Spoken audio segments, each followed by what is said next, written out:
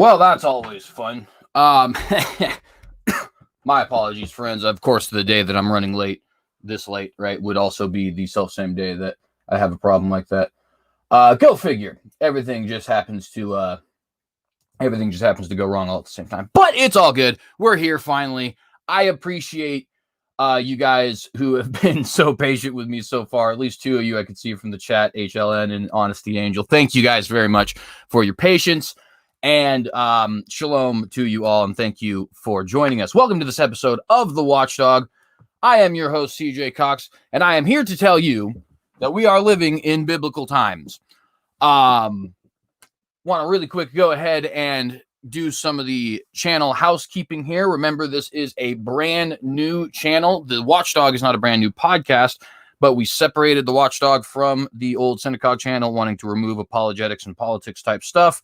I know that this focuses very heavily on political happenings from a faith-based point of view, but it is still news and political happenings, so we figured we'd separate them.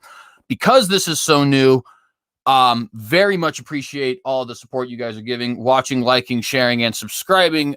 Definitely an awesome thing, and I appreciate you tremendously.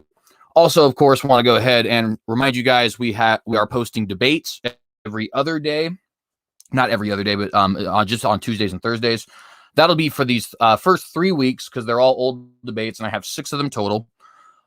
We posted the debate with the Raging Atheist on whether or not we should take down Confederate statues yesterday. That's an old modern day debate one. Tomorrow we'll have another old modern day debate one that I had with Joseph Kirby, otherwise known as Layman, on the question of whether or not there's systemic racism in the United States. Next week's Tuesday episode is Donald Trump good for conservatism, which is an old debate I did with John Maddox. And next week's Thursday is the Constitution good for liberty, which is an old debate I did with Adam Kokesh. The following week after that will be our last two, where Tuesday we'll have our conversation that we had with John Maddox on our side, actually, on my side. And that was me and Maddox versus Cider and Port and Leophilius, which, by the way, just to give you guys an idea, me and Maddox do agree on most things. That's actually part of the reason why our debate on Donald Trump is so very interesting. So if you guys want to see that one, that's a very good one there. But nonetheless, we were debating against Leophilius and Cider and Port. Well, at least Steven from Cider and Port. I guess there's actually 2 people on that channel, but nonetheless, debating on socialism, and that'll be our very last one. And we only have 6 debates to post because they're all older debates. So after these 3 weeks, we'll just go back to posting Monday, Wednesday, Friday, which will just be your live episodes of The Watchdog, unless, of course, further debates and discussions on certain political matters do actually come about.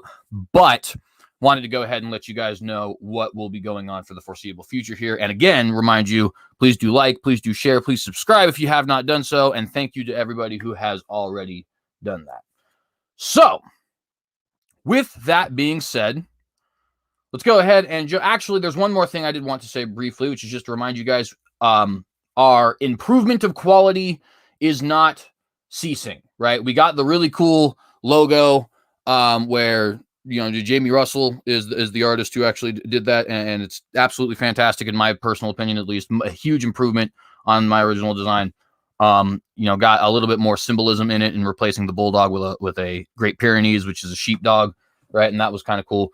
An intro is coming, some animations are coming, and a better audio and video quality are coming. This is going to be at a point very soon within this year, a full-fledged, legit political podcast. The same thing you would expect to see from an Ally Beth Stuckey, from a Matt Walsh, not necessarily a Tucker Carlson because he's on television, but you guys get the idea, right? Even, in Alex Jones, even though he's not considered reputable by most, he's got that kind of quality, right? We're going to get that quality here very soon. So I appreciate you guys waiting through all of this sort of lower quality stuff.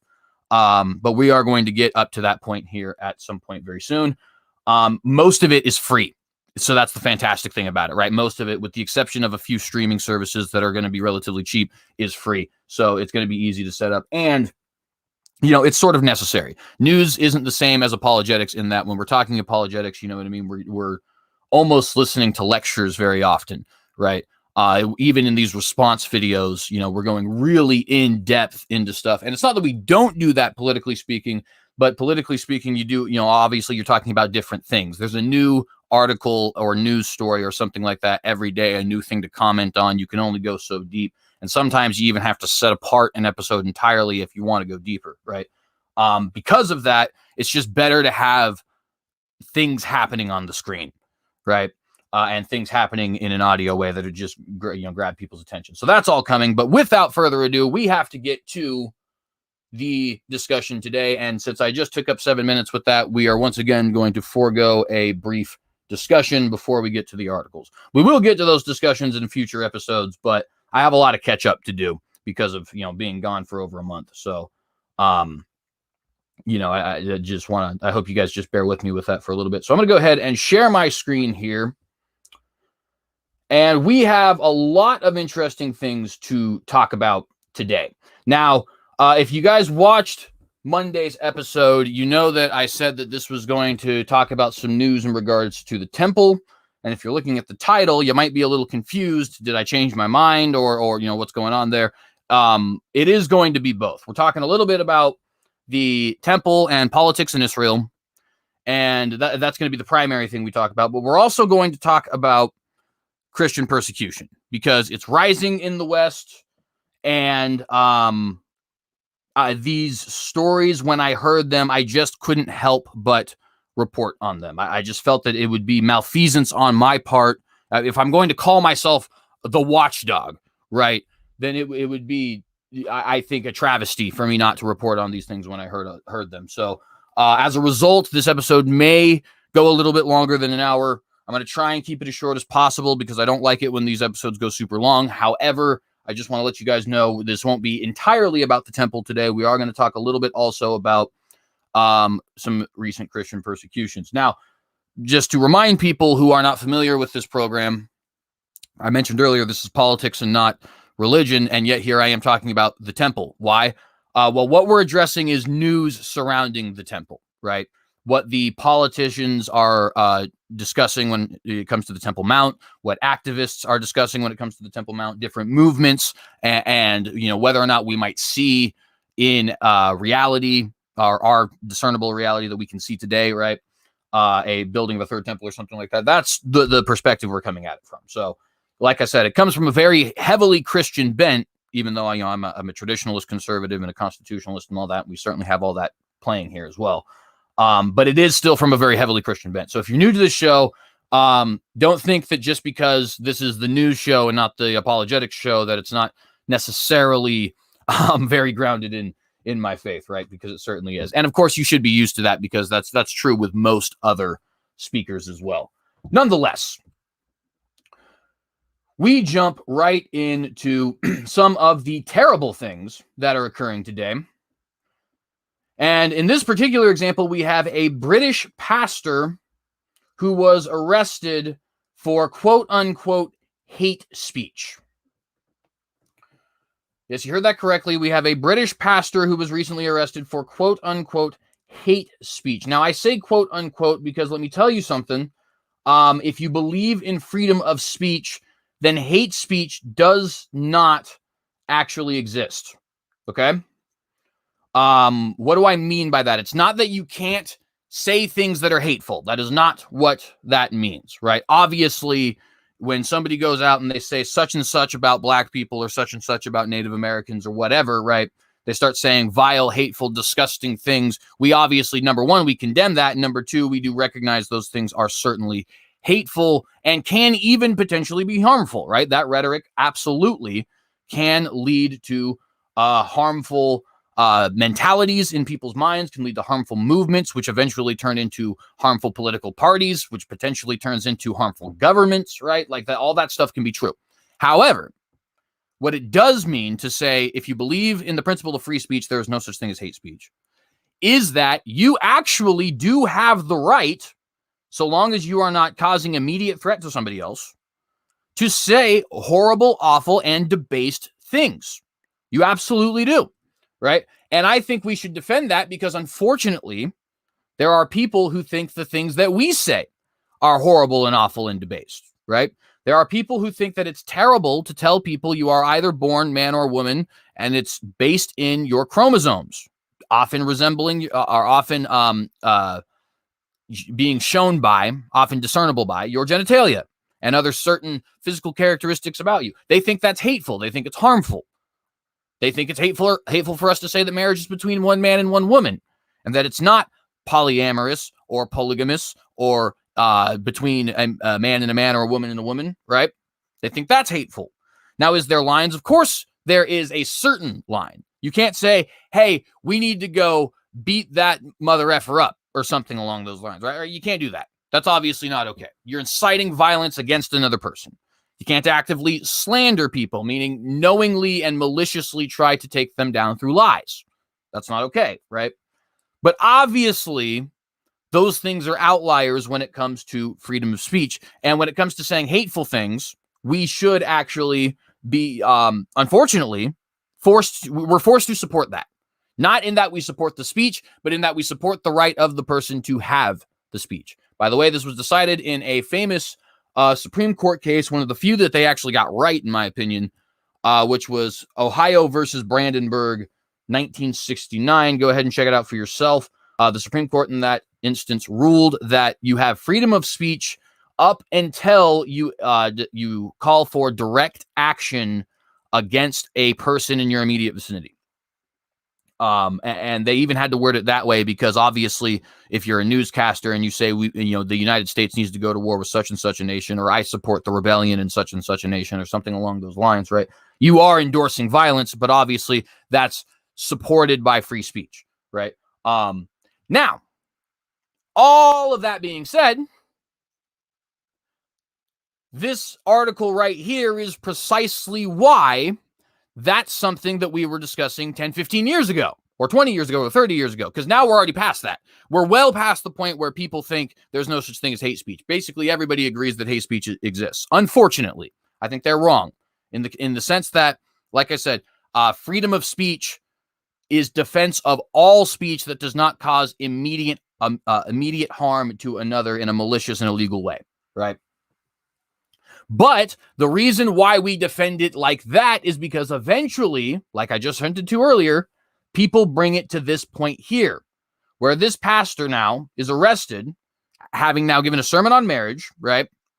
And he didn't say anything hateful. He didn't use any egregious words like queer, or what people might consider egregious words, at least like queer or fag or anything like that, right? He didn't call anybody names. He didn't insult anyone. He wasn't cursing. None of that stuff occurs. And yet, he was arrested. Why was he arrested? Hate speech for his quote-unquote homophobic comments, right? And this is why I personally, at least, believe we need to take such a strict interpretation of freedom of speech, because it does lead to this point. Now, this is in Britain, but Europe is always a little bit ahead of the curve. What do I mean by that? Europe's trends tend to come to the United States a couple decades later. Right. I don't know why that happens to be, but it does happen to be, whether that be in entertainment or in music, or entertainment meaning movies. So I should have been more specific about that. Or in music, or in political movements, or in cultural fads, right? For whatever reason, things tend to happen in Britain, and then they kind of move on to Canada. And then they eventually happen here in the United States, starting in the more liberal areas and then going into the core areas. I'll get more into that on some episodes sometime in the future. But after that long soliloquy, let's get into this article, right? Pastor arrested after sermon on marriage. Police cite complaints of homophobic comments. This is from Benjamin Fearnow. It was written on May 2nd, 2021. And the writer is an employee of Newsweek. A 71-year-old pastor. So right off the bat, obviously this person's not presenting any sort of a physical threat to anybody. He's 71 years old, right? So there's that. But nonetheless, let's move on. A 71-year-old pastor of a North London church was arrested on April 23rd under the United Kingdom's Public Order Act for allegedly making homophobic comments during a public sermon, video shows. And we will watch that video. At least one United Kingdom-based group, Christian Concern, which defends people of faith, described the incident as a brutal arrest that sets a bad precedent for religious freedom of speech throughout the country. The local police said they'd received numerous complaints that Sherwood had been making bigoted remarks directed towards gay people, which the anonymous caller described as abusive or insulting words.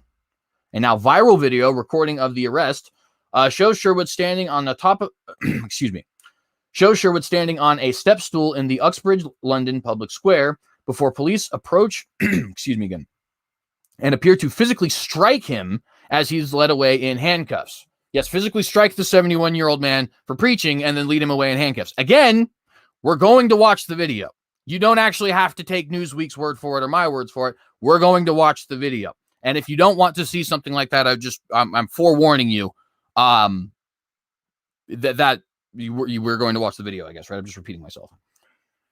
Sherwood, a pastor for 35 years, has adamantly denied that he was making any remarks which targeted gay people specifically. Excuse me. I need to get a drink here. But he told a podcast host Thursday that he was preaching about the sanctity of marriage between a man and a woman, and at the time of his arrest. Excuse me one second while I get a drink of this coffee.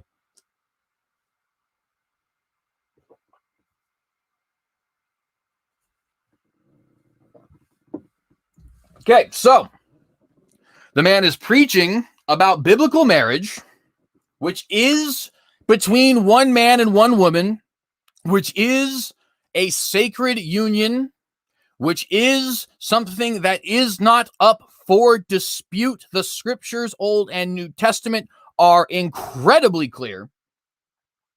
He's arrested for this, right? And charged with making homophobic comments. People say he's using abusive or insulting words. They don't have any examples of those abusive and insulting words because they think that just the audacity to claim marriages between one man and one woman is itself abusive and insulting. Just go online and look at all the people who go after, for example, Dr. Michael Brown, because he's been very frequently involved in the anti-LGBT movement, right? Look at the people who refute him on the gay side and listen to the things they say. Listen to how they call him a bigot, a Christian nationalist, a dominionist, somebody who is wanting to keep women down and oppress gays and put them in camps so that they can be converted through electroshock therapy and all this other kind of disgusting stuff. And then listen to what he actually says. And it's nothing more. In fact, even listen to what he says in the videos they respond to. Because a lot of times you'll have people respond to him and he'll say something along the lines of, listen, homosexuality is very clearly a sin according to the Bible. And they'll extrapolate from that, and that sentence will be almost verbatim, what I just said, all of the horrible things which we just listed, right? So it's not like we have any reason to disbelieve Sherwood in this particular instance. We know how these people think. They're quite blatant with how they think. In fact, if you went and asked some of your friends who are progressive or liberal right now, or some of the people you know, I guess I don't know if they would necessarily be willing to be friends with you because a lot of them are extremists. I'm sorry, I must call a spade a spade. Nonetheless, if you were to just go and ask them, I guarantee you they're probably okay with this. And they're probably okay with it even if all he said is that marriage is a sacred bond between a man and a woman. Because that's what they believe. That is what they believe. And the fact of the matter is, friends, I must warn you, this will come to the United States. It absolutely will. In certain ways, it already has. We've already seen, for example, Tim Remington have his church go ahead and override him when he wanted to not close down for COVID, right? In other words, the church was scared of what we might see from the government. So when the pastor decided to stand up to the government, they closed down. And we even saw things that were worse than that too, like John MacArthur and Tony Spell being arrested. And the Tony Spell one being particularly egregious because not only was he arrested, but he then afterwards was falsely accused of crimes like assault and had these false charges brought up against him despite having clear and obvious video evidence exonerating him. which, by the way, that video evidence just so happens to have come from warrantless spying on his church. So that in and of itself is problematic. The point is, though, it's coming to the United States. Just because this is happening with James Coates in Canada, with Pastor Sherwood up in Britain, with a Finnish member of parliament that we're going to get to in a second, don't think it's not going to come to the United States, because it will. It absolutely will. I fear it might even come to the conservative areas. I live in Idaho. Idaho is very, very red, very, very Christian. I don't know how long it will be before potentially my state doesn't want me saying these sorts of things, or potentially the federal government will override my state and force me to not be able to say these sorts of things. I don't know how quickly that's going to end up showing up, right? It's not like I'm having premonitions or anything like that. However, it's going to show up, absolutely, because it's the explicit goal of the left, and the left has your children's minds wrapped up. Just bank on it. And not just your children's, but basically anybody who's younger than the age of 40. I mean, go ask them yourself, right? Just go out, speak to people, and speak to people outside of your own circles, right? And you will find that exactly what I am telling you is true. These aren't the elitists. These aren't just the Europeans. These aren't just the political talking heads or the people up on CNN. This is what the left as a whole believes. And indeed, even many people on the right. All right, so let's not get too tribalistic there. There is certainly a lot of people who are right-wing who are just as bad. Anyway, returning to the article. Quote, "It is a venue we've been to, and the people are quite used to us being there. And usually the police pass by us or just nod in approval sometimes," end quote, Sherwood told the Richie Allen Show podcast Thursday. Quote, "There must have been some complaints for the police to have actually come there in the first place. They came up and spoke to me, and I was preaching at the time, so I said, please don't disturb me because I'm preaching the gospel, which is my lawful right to do," end quote. Quote, "I was preaching from the Holy Bible from Genesis chapter 1, Sherwood noted, about God creating man in his image, being male and female. I was talking about the husband and wife relationship and children and the beauty of the family. And it was construed by some as being homophobic, even though I never mentioned anything about homosexuals," end quote. Which, by the way, even if he did mention something about homosexuals and saying that homosexuality is a sin, that is still not homophobic. That is not bigoted towards gay people. That does not display hatred or intolerance of gay people, okay? The only thing that it shows is disagreement with your lifestyle and believing it to be wrong, which all of you gay people more than likely feel about my lifestyle as well, in the fact that I live in a fundamentalist Christian way. And yet I don't want you arrested for that, obviously, right? It's ridiculous. However, let's just note, in this instance, he's not even going that far. That's not hate speech, but he's not even going that far, right? He's simply saying, this is the beauty of marriage as created between a man and a woman, which was God's intended purpose. And he's arrested for it. A woman recording the incident on her cell phone can repeatedly be heard yelling at the arresting police officers, quote, "You're on camera for a man preaching about Christianity," end quote. Sherwood later told local news outlets that he was released without being charged, and he maintains that he did nothing wrong. He was released without being charged despite the fact that they assaulted him to get him there, right? So, in other words, they assaulted an innocent man, arrested him, took him in, imprisoned him for a little bit, and then admitted that he was innocent. Ain't that an interesting fact? Britain's Public Order Act law, which was created in 1986, seeks to, quote, "abolish the common law offenses of riot, rout, unlawful assembly, and affray, and certain statutory offenses relating to public order, to control public processions at assemblies, to control the stirring up of racial hatred," end quote. Of racial hatred. So this man's not even mentioning homosexuals. If he mentioned homosexuals, that would not be hate speech. But even if he was going full-blown Steven Anderson, right, that would still not be a violation of this law. I don't agree with this law, by the way, but it is specifically geared towards racial and ethnic hatred. Homosexuals are not a racial or ethnic group. And the police officers seemingly admitted that because they refused to charge him.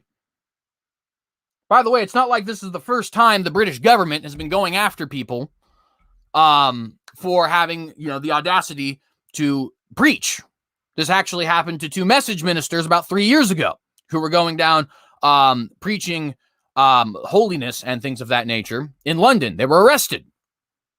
I actually reported on that back in my Facebook days when this show was on Facebook itself. Unfortunately, you can't find those anymore. But it was something that we had talked about. Also, this isn't religious necessarily, but there was also the charges brought against Carl Benjamin, often known as Sargon of Akkad, Mark Meechan, who's often known as Count Dankula, and Tommy Robinson, right? And I believe there's even been charges brought up against the other leaders of UKIP as well, like Gerald Batten and, well, I guess those guys weren't leaders, they were just members, but nonetheless, you get the point, right? Britain is frequently going after people for having the audacity not only to maintain their religious freedom and use their religious freedom, but to use any of their freedoms at all. I mean, Britain is basically a dictatorship at this point. And seemingly it doesn't actually matter who runs the government, right? A Boris Johnson-led Tory government is just as bad as a Theresa May-led Tory government, which is just as bad as anything that James Corbyn could have done in his Labour government, right? Like, they're all tyrants at this point. It's a double-ended dragon, if you are a double-headed dragon, if you will, right? And it never gets better. It never gets better. Everybody's excited. Oh, Theresa May, and then she turns out to be terrible. Oh, Boris Johnson, he turns out to be terrible. Oh, the Tories get more power, and they all turn out to be terrible, right? And I mean, ditto for the United States, right? But nonetheless, I wasn't making any homophobic comments, he says. It was just defining marriage as a relationship between a man and a woman, end quote. The pastor said Friday.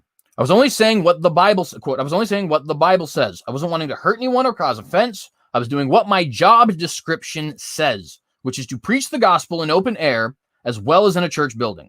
When the police approached me, I explained that I was exercising my religious liberty and my conscience. I was forcibly pulled down from the steps and suffered some injury to my wrist and my elbow. I do believe I was treated shamefully. It should never have happened, end quote. A representative for Christian Concern told a UK news outlet last week, quote, there is an idea that if people are offended, you should arrest someone. But in this country, we also have freedom of speech. That's what they think, at least. But everything, he said, was Bible-based. He was not saying anything abusive. Newsweek reached out to Christian Concern Group for additional responses Sunday morning. Those are not included here in this article. But let's go ahead and...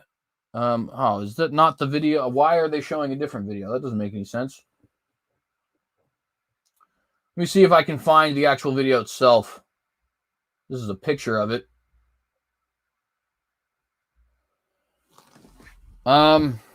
Just one moment, friends. I'm going to stop this screen share for just a minute so I can try and get the video. I thought that video that was at the top was actually the video in question, but for some reason it's a video about some Irish dog. So whatever.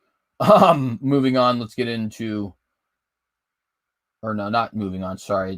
I'm trying to type stuff while also speak to you guys so that there's not dead air. And so I'm kind of babbling a little bit. My apologies. Just a second.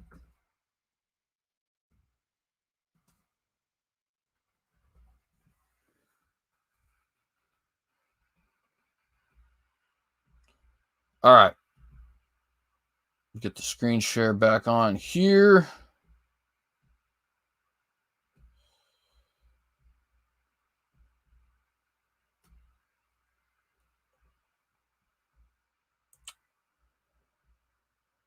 All right, here we go. Religious people, no, you want the rest of it. So you want to come down? You need to come down. Otherwise, put it down. Are you going to come down or no? You're on the rest. I need to come down. You can step down.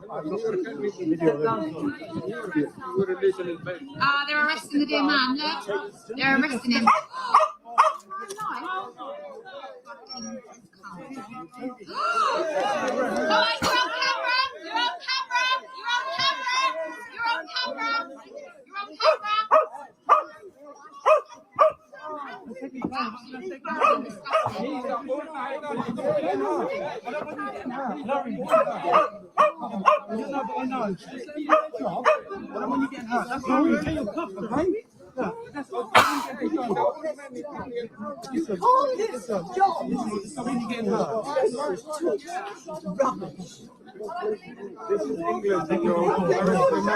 a man preaching about Christianity, look how he's ripping it. Look how he's ripping it. All right, so there you go. That's what happened. That is the state of Britain at this current point in time, unfortunately. That is what we're at this moment. Well, what they're at this moment. I guess it sort of depends in the United States. It really depends on where you live. Louisiana, Illinois, New York, California appear to be real bad. Certain places in the middle and then the South so far turn out to be really good. So I guess we'll see, right? But nonetheless, you guys can see just how, problematic this is. And it only gets worse. It only gets worse because our next article here today, a Finnish member of parliament has also been charged for her faith. Once again, over the same thing. Alleged hate speech in regards to homosexuality. This from Evangelical Focus Europe. The article is written by Helsinki. It does not give a first name, but nonetheless. Finnish politician Pavi, and I'm going to pronounce this wrong. I'm sorry. I know very little to nothing at all about anything in Finland or any of their languages. So I'm going to pronounce this horribly. And I apologize for that. Päivi Räsänen, I think, formally charged for a hate crime against homosexuals. The Finnish general prosecutor announced charges against the former interior minister for social media posts, a booklet, and statements in a talk show. Quote, I do not consider myself guilty. These are all based on the Bible's teachings, on marriage and sexuality, end quote. And this is the woman in question. She has been charged actually with inciting ethnic hatred, which once again is a misuse of the term ethnic. Homosexuality is not or homosexuals are not an ethnic group, right? That's ridiculous. But nonetheless, let's get into the article. A Christian politician in Finland will face a court process for speaking openly about her views on homosexuality, and the Bible. Päivi Räsänen, a medical doctor who was Finland's interior minister between 2011 and 2014, and a leader of the Christian Democrats, which is a political party in Finland, has been charged with 3 hate crimes against homosexuals. Yes, 3 hate crimes. Let's go ahead and figure out why she's charged with these hate crimes. Let's go ahead and figure out what terrible and egregious things this old woman did that apparently warrants her being potentially put in prison. The general prosecutor of Finland has confirmed that. Oh, wait, hang on. No, I did not just read that. Sorry. The general prosecutor of Finland has confirmed that after an investigation of nearly 2 years, enough evidence was collected to open a penal process. Since 2019, Räsänen has been interrogated by the police on 3 different occasions. The police will have to the politician, will have to defend herself in courts for social media posts in which she quoted Romans 1:24 through 27 to criticize the participation of the Finnish Lutheran Church, of which she is a member, in the 2019 LGBT Pride festivals. For the content of a booklet about Bible and sexuality titled Male and Female, He Created Them, published in 2004, and her words in a radio talk show in the Finnish public broadcasting system, where she was invited to speak about the issue, what would Jesus think about homosexuals? So, a couple things to note here. First thing, one of these things occurred in 2004. Okay, so they obviously do not have any sort of a care for a statute of limitations, considering they're now charging this woman for something that happened in 2004, 17 years after the fact. Just so you know, in most countries, not just the United States, not just Canada, not just potentially Finland, I guess I'm not 100% sure about Finland, I'd have to see, but in most countries, rape and pedophilia both have statutes of limitations of less than 10 years. But apparently, saying mean things, 17 years later, you can get charged. And by the way, the fact that you can get charged, period, is absolutely ridiculous. Right? But nonetheless, what did she actually say? We have this social media post. Let's go ahead and click and see what this social media post actually says. Finnish Christian MP under, and we're not going to read the whole article, right? Because we want to get back to the actual article. But Finnish Christian MP under incitement investigation for quoting the New Testament. So what exactly occurred here? Right here. And it's actually in, oh, shoot. Is this not a... All right, yeah, so she is not actually... I thought the translation was right there. Maybe it's a little bit above. I just read it on here in just a moment. Yeah, so it's a quote. It's a photo of Romans 1:24 through 27, which obviously describes same-sex relationships as shameful and as reprobate, right? And as unnatural. And then she criticized the Lutheran Church, saying, how can the church's doctrinal foundation, the Bible, be compatible with the lifting up of shame and sin as a subject of pride, end quote. So that's her homophobic statements made by quoting the Bible. Then she has the Male and Female He Created Them, published in 2004. So let's see if we can get a couple of the quotes here from this article there. Leader of Evangelical Lutheran Church is investigated for distribution of booklet on homosexuality. So what did we have here? I'm not even going to try and pronounce this name, but the Dean of the Evangelical Lutheran Mission Diocese of Finland and head of the group of churches publishing house responded to police questions for 5 hours as part of a preliminary investigation of a case that also involves the author of the booklet, Member of Parliament, Päivi Räsänen. Quote, at the tactful and thorough interrogation, I said that I am, as the editor-in-chief, responsible for the publication and distribution of the booklet. I denied, however, being guilty of the crime of ethnic agitation. They charged him with ethnic agitation, or they want to, at least. I don't know if he himself is charged, but Mrs. Räsänen is being charged with ethnic agitation for having a booklet that describes homosexuality as just in biblical terms, as sinful, as something that is unnatural, which is obviously true, by the way. It is obviously abiblical. It is obviously unnatural. It is obviously sinful. These things are obvious. Well, one to them who call good evil and evil good, says the scriptures, but I won't get too deep into that right now. Ethnic agitation. Oh, I just deleted something I didn't want to delete. That was an article that we were going to have later. Shoot. Oh, well, I'll get to that in a second. And then what would Jesus think about homosexuals? Finnish Christian MP interrogated again about her views on homosexuality. In a talk show December 2019, Päivi Räsänen had commented on what the Bible teaches about homosexuality. The investigation against her could lead to a court process of several years.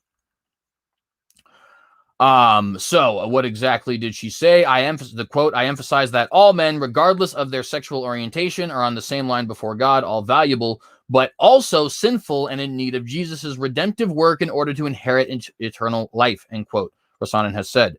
Quote, it is inconceivable for me that the program is suspected of being defamatory in any part, end quote, right?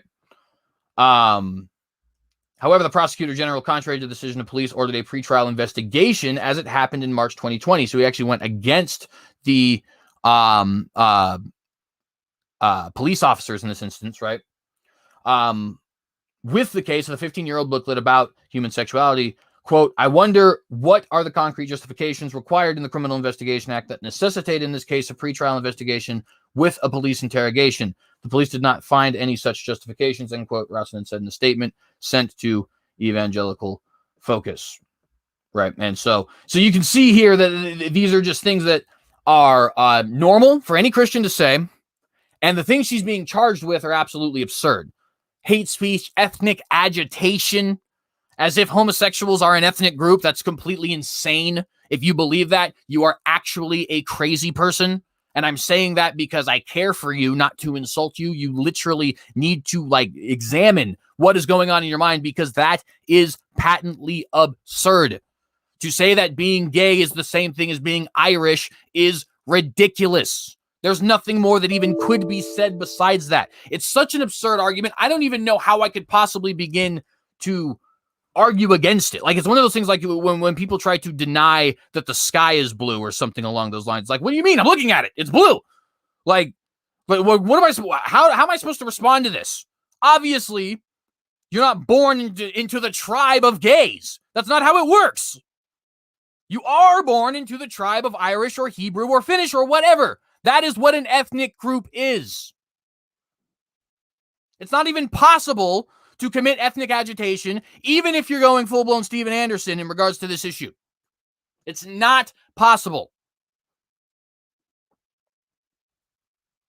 But of course, this woman is being charged. In a first reaction on social media, Rossenden said, the decision of the general prosecutor was, quote, shocking. Quote, I do not consider myself guilty of threatening, slandering, or insulting any group of people. These are all based on the Bible's teachings on marriage and sexuality, end quote. 100% true. 100% true. According to the Finnish news website YLE, the prosecutor general said the statements were, quote, derogatory and discriminatory against homosexuals and violate their equality and dignity, end quote. Apparently, it violates your equality and dignity to disagree with your lifestyle. I mean, that's what they said. That's their justification for taking this person and arresting this person for having the audacity to be a faithful Christian. And again, friends, this will come to the United States. It already is in the United States in certain areas. I again reference John MacArthur and Tony Spell.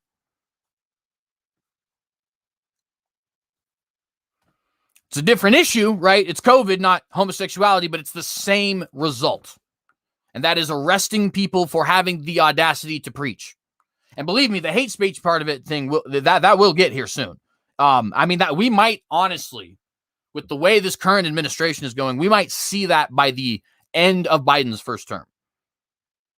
Quote unquote, of course, because I don't think Biden is actually the president. I think he's a figurehead, but nonetheless. According to the Finnish news website YLE, I just read that, sorry. Therefore, they would overstep, this is the next part, therefore they would, quote, overstep the boundaries of freedom of speech and religion and are likely to fuel intolerance, contempt, and hatred, end quote. So, quoting books from your holy text is overstepping the boundaries of freedom of speech and religion and are likely to fuel intolerance, contempt, and hatred, according to this prosecutor general. A conviction could lead to a fine of up to 2 years in prison, as well as a ban on the contents deemed as hateful. So a complete ban in the nation of those things, in other words, book burning, and then literally imprisoning the person in question or forcing them to pay a fee, or potentially even both.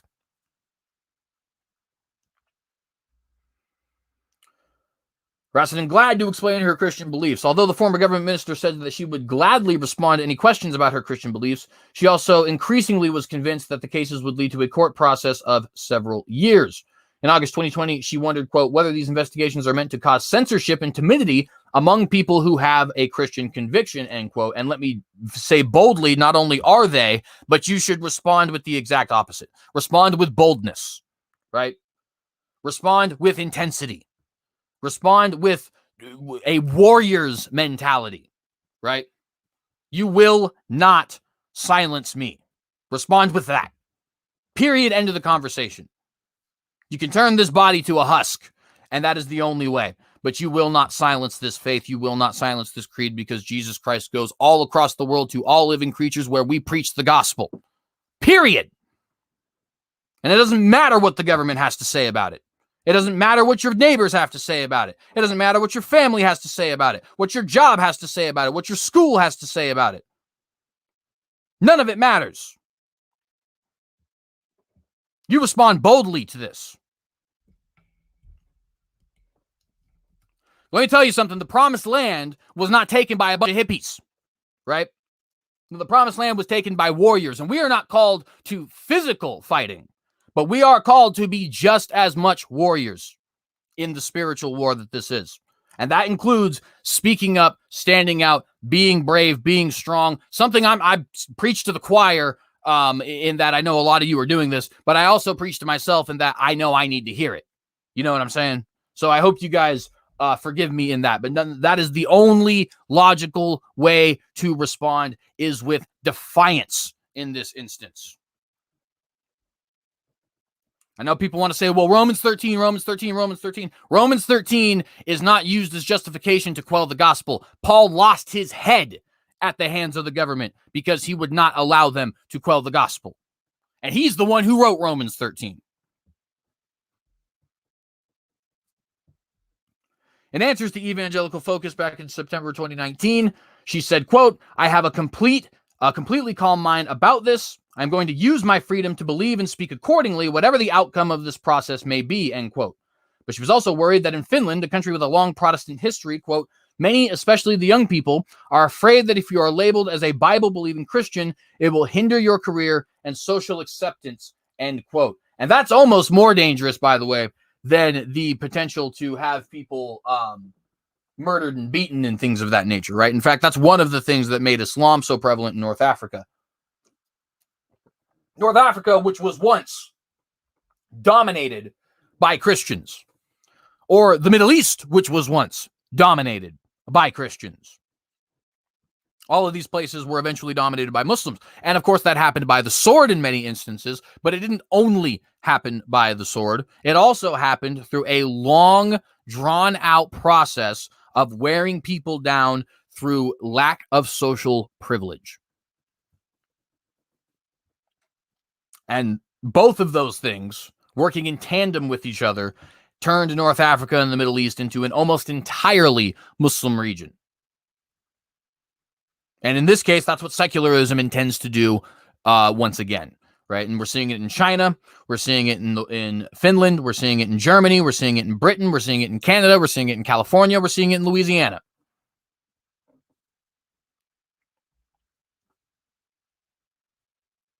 Rasanen has repeatedly said, quote, the teachings concerning marriage and sexuality in the Bible arise from love, not hate, end quote. 100% true. Because, quote, the core message of faith, i.e. grace and atonement, is founded on the Christian view of humanity seen in creation on the one hand and the great fall on the other, end quote. She also made clear that she supports the dignity and human rights of all homosexuals because, quote, the Christian view of human beings is based on the inherent and equal dignity of all persons, end quote. Also agree. Speaking to Evangelical Focus, Rasanen has also thanked the support of Christians from around the world. Quote, I have experienced what it means to be upheld by prayer, end quote. The Christian politician underlined the importance that citizens in democratic countries use the fundamental right to express their opinions. Quote, the more Christians keep silent on controversial themes, the narrower the space for freedom of speech gets. And that is a quote that not said in exact the same way, obviously, because they're different people, but has been reiterated by Dr. James White, by Dr. Michael Brown, even in the past by people like Billy Graham saying stuff like that, right? I mean, like people have seen this coming for quite some time. And in some areas of the world, in most areas of the world, we are here, right? We often talk about like Asia Bibi, right? And we should, don't get me wrong, right? Because Asia Bibi, or the persecution of Naga Christians in India and Burma, or the persecution of Christians and Muslims in China and all that. Right? We often talk about those, and we should, because they're brutal and oppressive, and we pray for these people. We want to see them come to Christ if they're not, and stay strong in Christ if they are, right? We obviously want to see them, even in the physical, what's the word there? Freed, right? Liberated. However, it is important to note that while we focus so strongly on these places where persecution is almost expected, we ignore all of the things that is happening, all of the events that are happening in places where lack of persecution is taken for granted, right? And I'm not saying we stop focusing on the Asia Bibis and on the persecutions in China and all that, because we absolutely positively need to, but we need to look at all of it, right? We need to have a very open vision on this thing, right? Because the world is big and these things are happening all over it. And I mean, there's not much else that could even be said besides that, right? In regards to that issue, at least.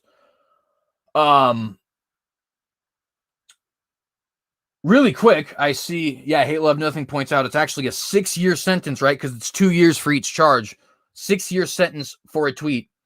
And Honesty Angel points out it's all about fear, make others afraid to do the same. 100% accurate. Although it looks like, looking at the timestamp, that was actually about the pastor. Either way, though, both are true. Both are true, right? Nicholas, I see, is here. Thank you, Brother Nicholas, for joining us. Oh, no, I had so many alerts. I missed the start of the show. Well, it is saved for posterity, right? So that's good. By the way, friends, while I'm pulling up this other article, because as I said earlier, I accidentally deleted it. I would like to let you guys know this show is not only being posted to YouTube, it is also being posted to BitChute and Rumble. So in the event that we are ever taken down, you can find this channel on BitChute, or this podcast rather, on BitChute and on Rumble. They're not going live there. We will eventually be going live on Rumble, but you have to pay for that. So I'm going to have to buy their sort of premium service, right? But we will be, or we are already rather, posting these podcasts both to BitChute and to Rumble, so that in the event that we are ever taken down, or in the event that you want to support us by virtue of a independent and alternative, service, right? You can do so. Now, just one moment. I just need to pull up this article. There it is. All right.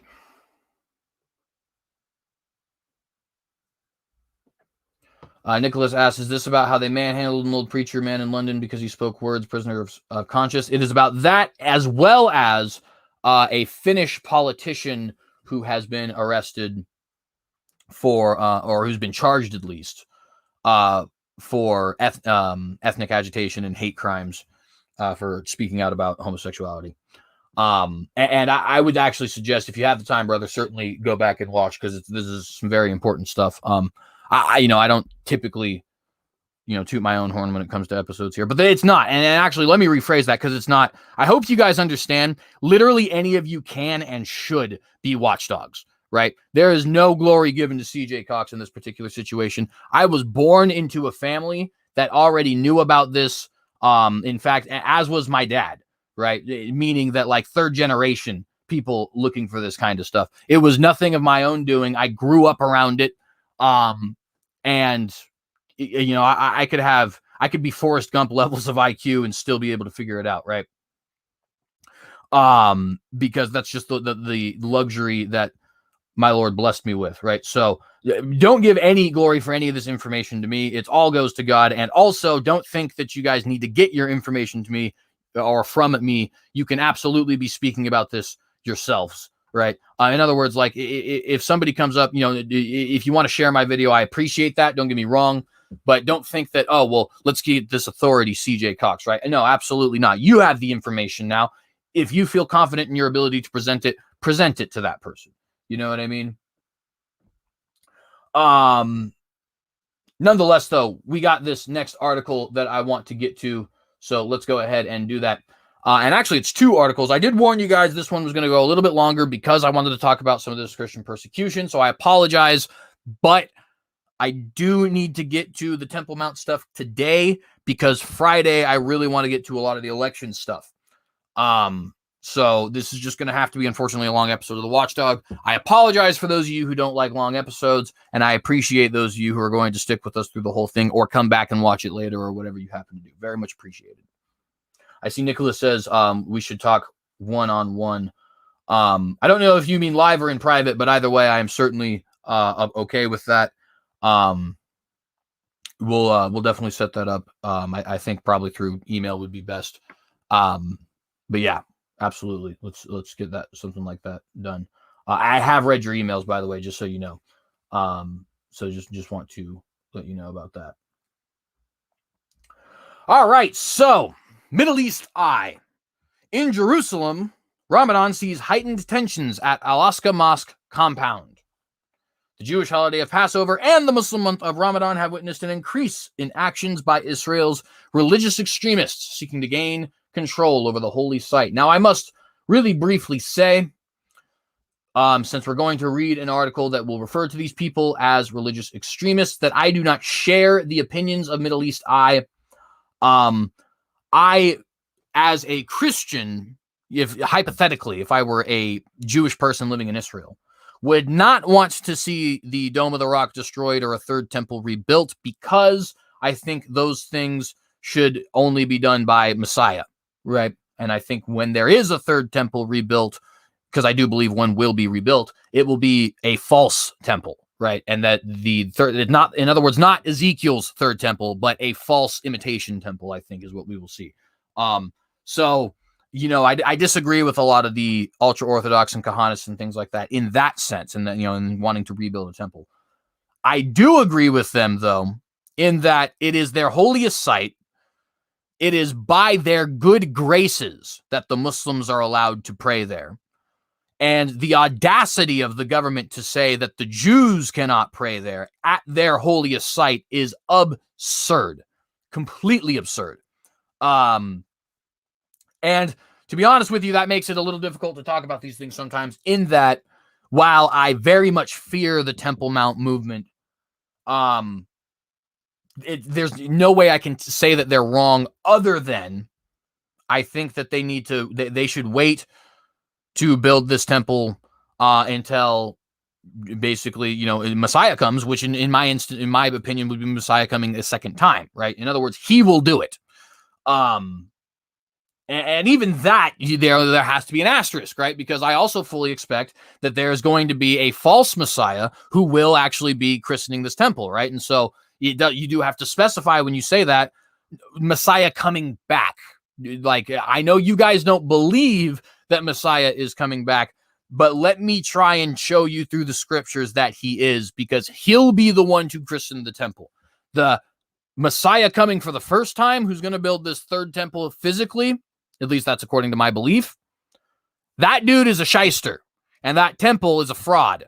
And I believe that person will be completely and totally in line with the Antichrist. In fact, it's very interesting. The Bible says there's a false prophet and an Antichrist. And the Jews are expecting two Messiahs, a son of David, who is a warrior, and a son of Joseph, who is a priest. In other words, a son of David, who is the political leader, the Antichrist, and a son of Joseph, who is the religious leader, the false prophet.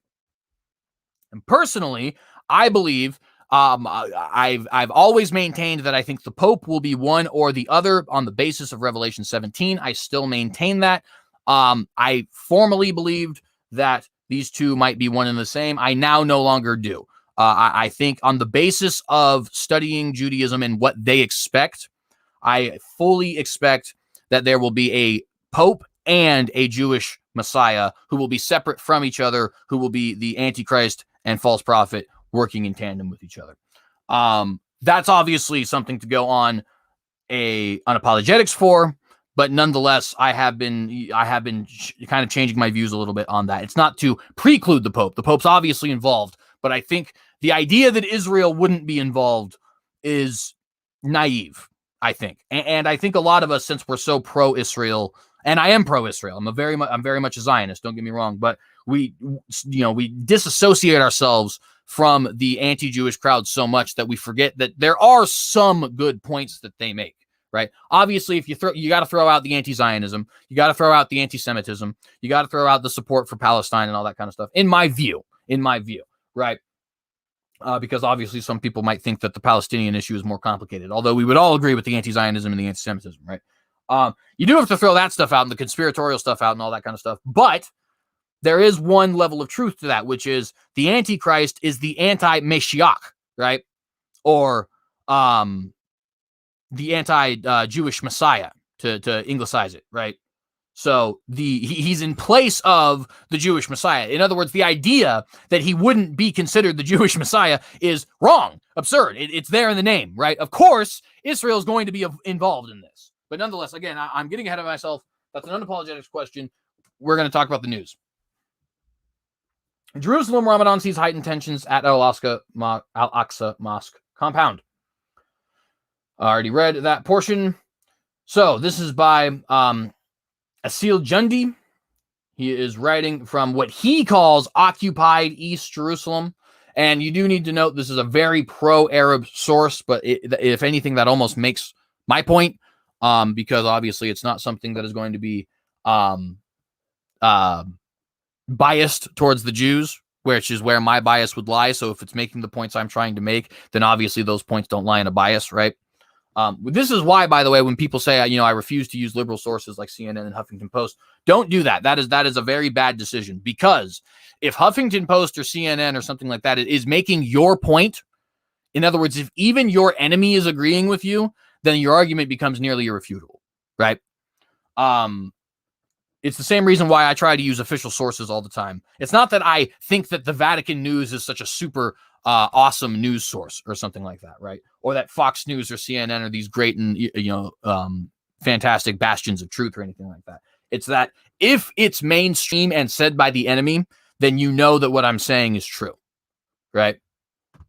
But anyways, just know that this person is going to use loaded language like occupied East Jerusalem, even though Jerusalem is the capital of the undivided, by the way, capital of the Jews and not of anybody else, but, nonetheless.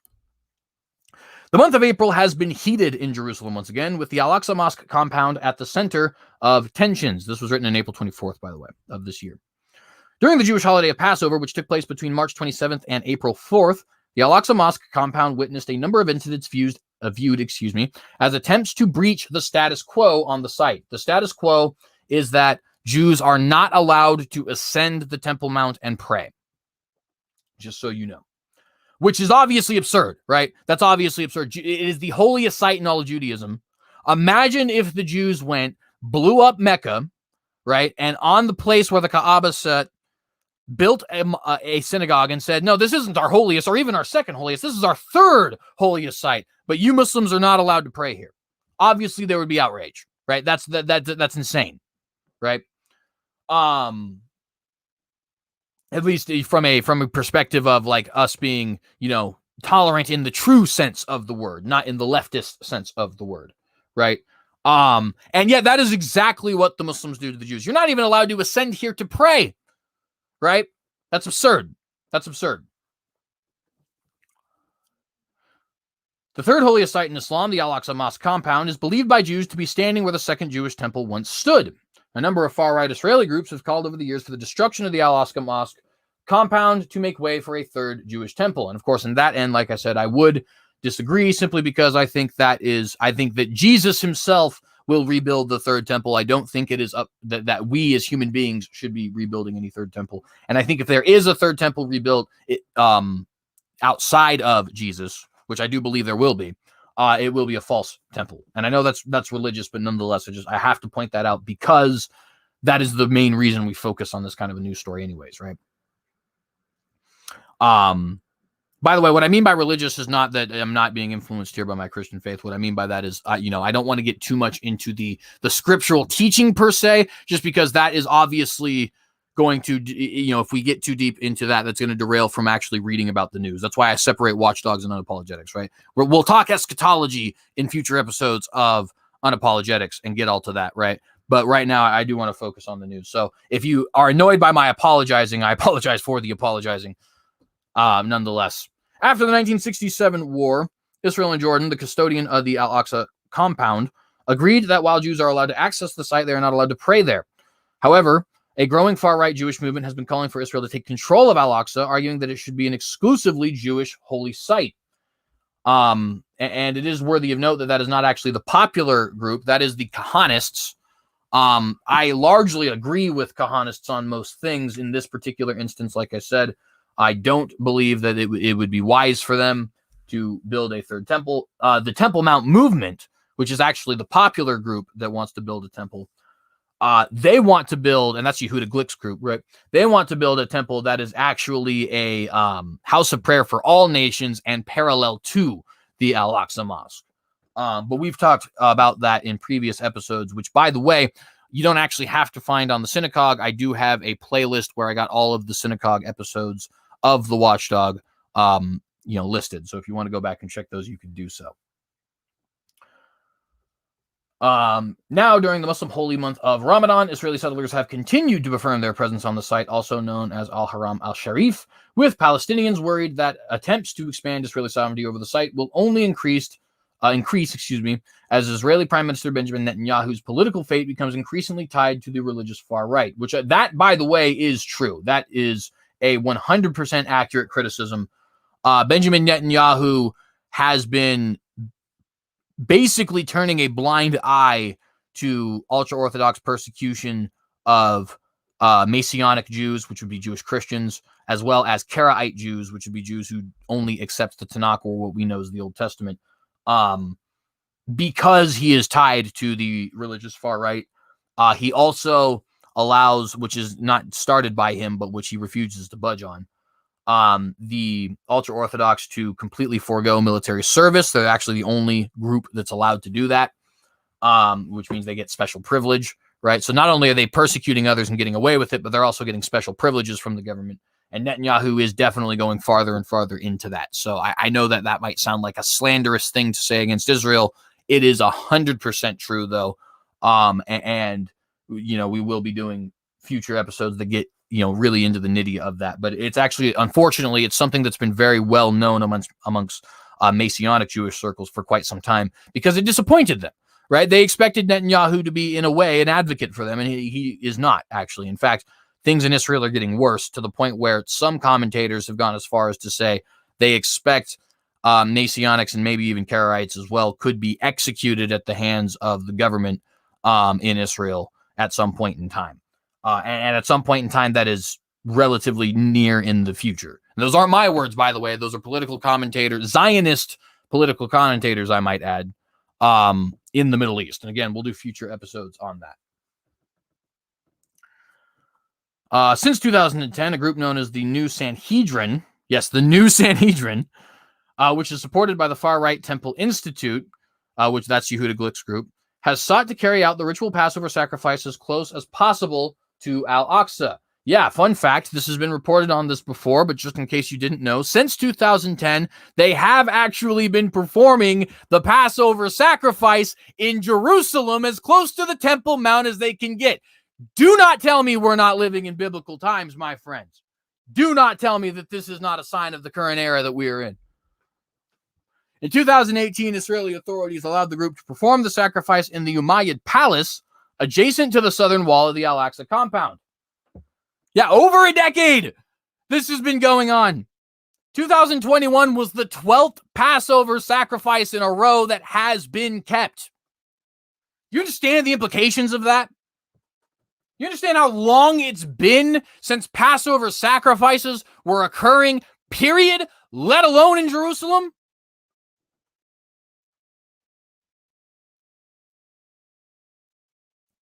On March 4th, Temple Mount Group sent an official letter to Netanyahu, March 4th of this year, requesting permission to perform this year's Passover slaughter inside the mosque compound, while reminding the embattled premier of the importance of his political alliance with the religious far right ahead of elections that took place on March 23rd. That did not occur, by the way. It probably will occur in a similar thing will probably occur in that I think the Temple Mount Institute will end up winning out. I think their version will win out because it brings, quote unquote, faiths together, right? If you have a Temple Mount built parallel or adjacent to the Dome of the Rock on the Temple Mount, right? So your third temple, your Dome of the Rock together on the Temple Mount and dedicated as a prayer house to all nations, then it sounds peaceful and great and loving and progressive and all that sort of crap, right? And so I think that's going to be what actually ends up winning out. But will there be sacrifices in that temple? Perhaps sacrifices that are, incorporating in ways Ramadan, since Ramadan and Passover are happening around the same times, and maybe even Easter to get that them involved as well, and some other festivals for some other religions. I don't doubt it at all. Right? In other words, just because this article is focusing on the Kahanist version of it, you have to understand the Temple Institute version of it is the popular one. They're the ones who put forth Yehuda Glick, who is running for president this year. It's either June or July. I should have looked that up yesterday, and I apologize, but either June and July of this year, we will see if Yehuda Glick becomes president of Israel. I, for one, I think he will be. But that's my own personal inkling. I'm not a prophet. I'm not some super brilliant polymath or anything like that, right? So if I'm wrong, I'm wrong. We'll see what happens. But I suspect very strongly that Yehuda Glick is going to be the next president of Israel. But nonetheless. Meanwhile, far-right Jewish settlers performed prayers in the Al-Aqsa compound during the entire week of Passover. Ignore the use far-right here because, again, this is a liberal source. But again, I do that on purpose to show, that this is not something that is necessarily, biased per se on my part. Under the protection of Israeli police, large groups of worshippers prayed and loudly read the Torah, despite such prayers contravening Israel's agreement with Jordan, which, of course, that's one of the instances where I would 100% agree with them. They should have every right to do that. And it is an unfortunate thing, right, because you're sort of stuck between a rock and a hard place in that, of course, the Jews have the right to ascend the Temple Mount and pray, but also, of course, only the Messiah should be sitting there building a temple, knocking down the Temple Mount, or not the Temple Mount, the Al-Aqsa Mosque and anything like that, right? And I almost think God set it up that way on purpose because of the fact that his prophecies are going to come to pass, right? That's just the way it is. But nonetheless, we continue. Ramadan, which began April 12th, a little over a week after the end of Passover, has not led to any respite. As Israel marked its national holiday on April 14th, Israeli police stormed the Al-Aqsa Mosque compound as Muslim worship, as Israel, hang on. I'm getting just a really bad case of eating my words. So just a moment. I apologize, friends. Okay, trying again. As Israel marked its national holiday on April 14th, Israeli police stormed the Al-Aqsa compound as Muslim worshippers were performing Tarawih,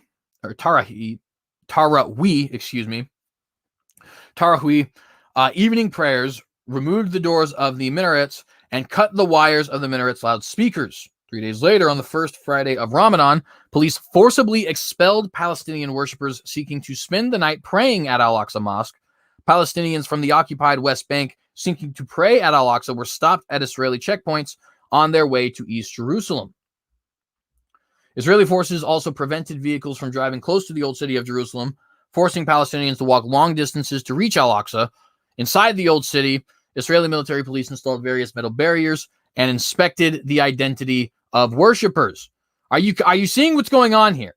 This article is obviously coming at it from the biased perspective of a progressive Muslim. However, Israeli forces prevented vehicles from driving close to the Old City of Jerusalem, forcing people, remove the word Palestinians, forcing people to walk long distances to reach the holy sites, and inside the Old City, police installed various metal barriers and inspected the identities of worshipers. Now, has there by chance been a program with a certain dog motif about it, which has been trying to say for quite some time now that they are going to separate the Old City from the rest of the city and make it a special, unique, internationalized religious site? Yes or no? I do not say this as a brag, friends. I say this to wake you up. These things are happening. This is not a joke. This is not a conspiracy. This is not some dude ranting away on www.theendisnigh.com, as I like to frequently say. This is for real. I mean, I don't know what else to say. I don't know how else people could potentially be slapped awake other than to see these things occurring right in front of their faces. This is happening right now, friends. Think about how frequently people reference the military occupation of Washington, D.C. that's going on right now. It is also happening in the Old City of Jerusalem as we speak.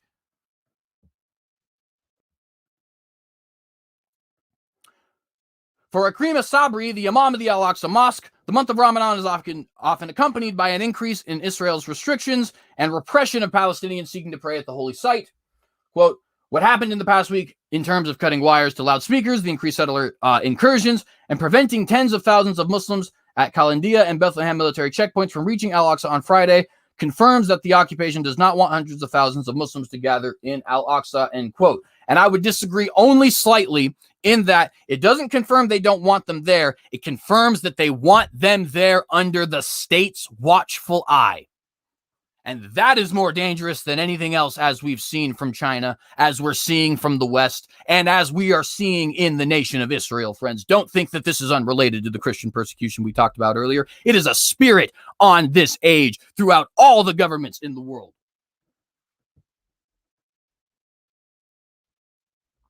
Meanwhile, Jewish Israeli hardliners have continued to enter the compound during Ramadan under police protection to pray, which is unheard of, by the way. That has not been happening in the past.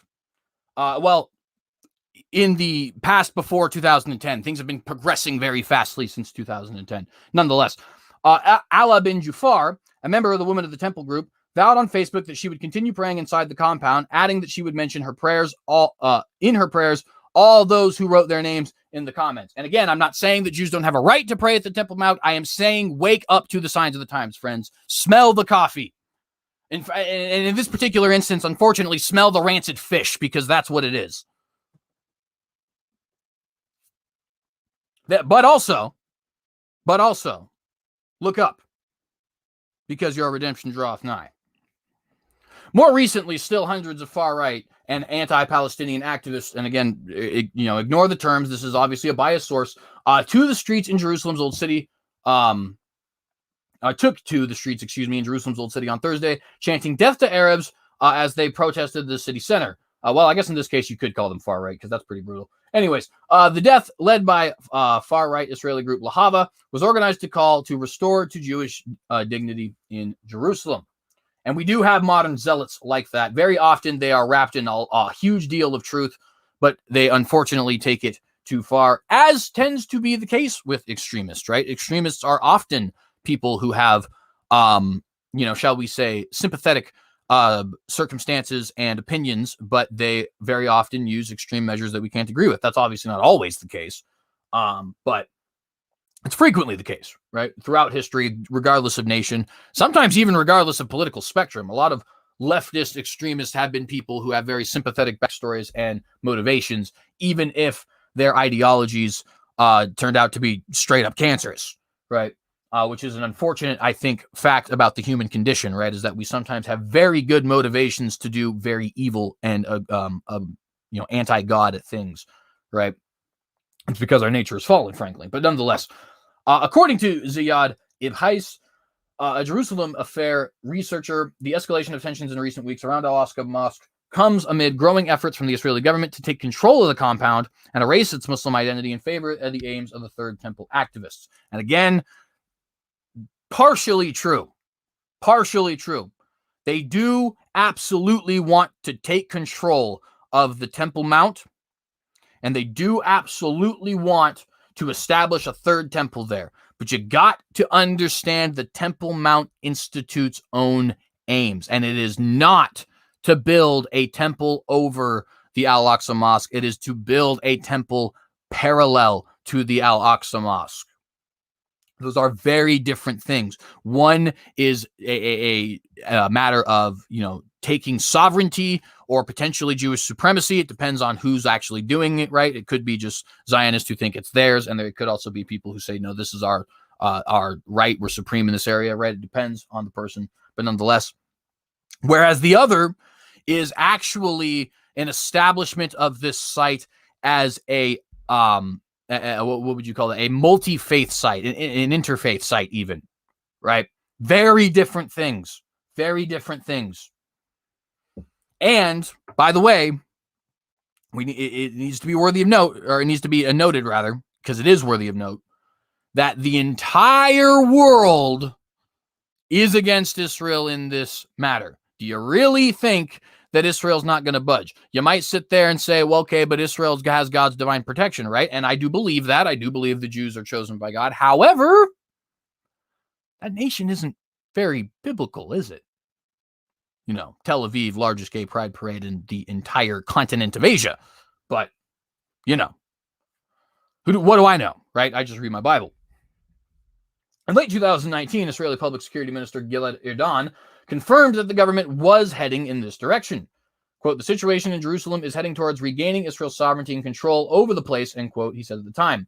Quote, I hope this happens soon. When we reach this stage, we will work and push for changing the historical status quo in Jerusalem in light of respecting international interests for Israel, end quote. Did you hear what he is saying? Yes, we're going to take control of the Temple Mount. Yes, we're going to militarize the old city. Yes, we want to build a or a third temple and change the status quo, but it is not for straight nationalistic purposes, but respecting the international interest of Israel. And this article, the people writing this article, and the vast majority of people who are warning about this stuff, the thing that they often miss is they don't actually know what the Temple Mount Institute believes. It is a parallel temple, not a temple over the Al-Aqsa Mosque. And that, I know that I keep repeating myself, but that is such an important distinction, friends.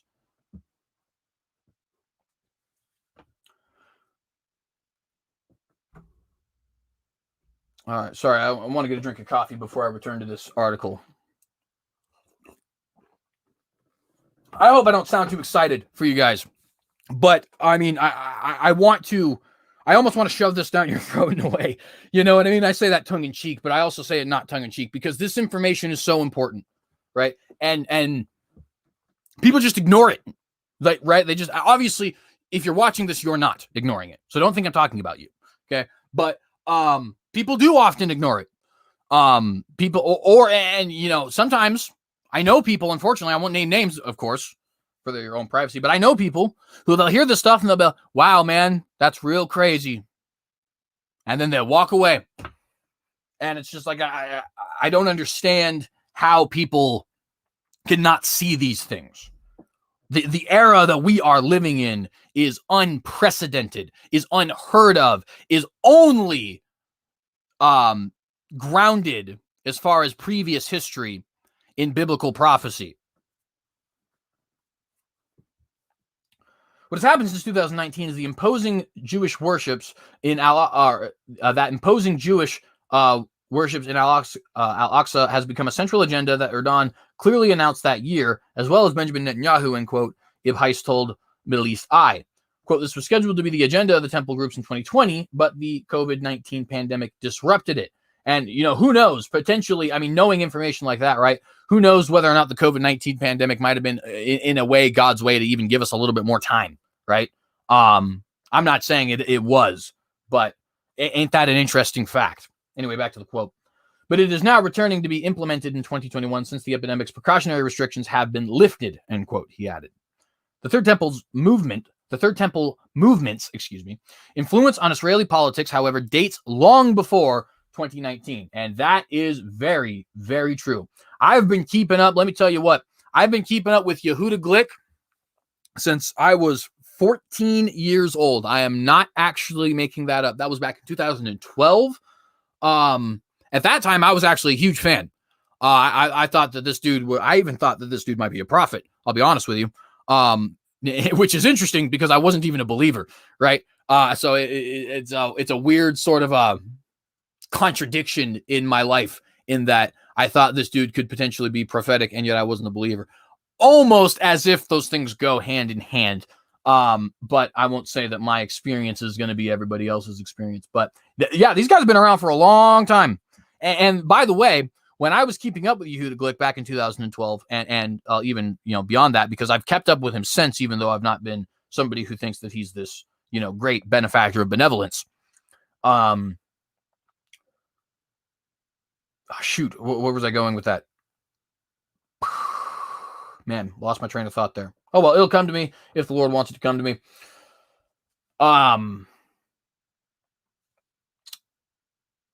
Oh, yeah. When I actually was started keeping up with him in 2012, he was already the former president of the Temple Mount Institute, right? So even then, he was not new to Israeli politics, right? But anyways, in 2015, prayers by far-right religious activists, including then agricultural minister Uri Ariel, during the holiday of Rosh Hashanah in violation of the status quo, sparked protests, among Palestinians, which were violently repressed.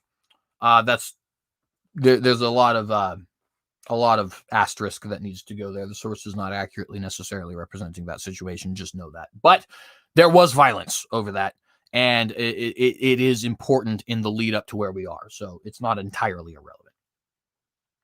The incident sparked a year-long spat of violence across Israel and the occupied Palestinian territories. That's true. The 2017 Israeli authorities sought to install metal Israeli authorities sought to install metal detectors at the gates of Al-Aqsa after 2 Israeli policemen were shot dead at one of the entrances to the compound by 3 Palestinian citizens of Israel, stoking large-scale Palestinian demonstrations in the old city of Jerusalem. That's actually something that we reported on back in our Facebook days. Fun fact. I don't know if we have carryovers from the Facebook days, but if we do, they can actually share that information. Granted, I cussed an awful lot more back in those times and was still a very young kid, right? So it's a much different show and a much different CJ even. But hey, the way I describe my salvation is a lot like the way you build a metal tool, right? In that it's hammered away constantly. So I had kind of a slow beaten process, but here we are, right? Praise the Lord.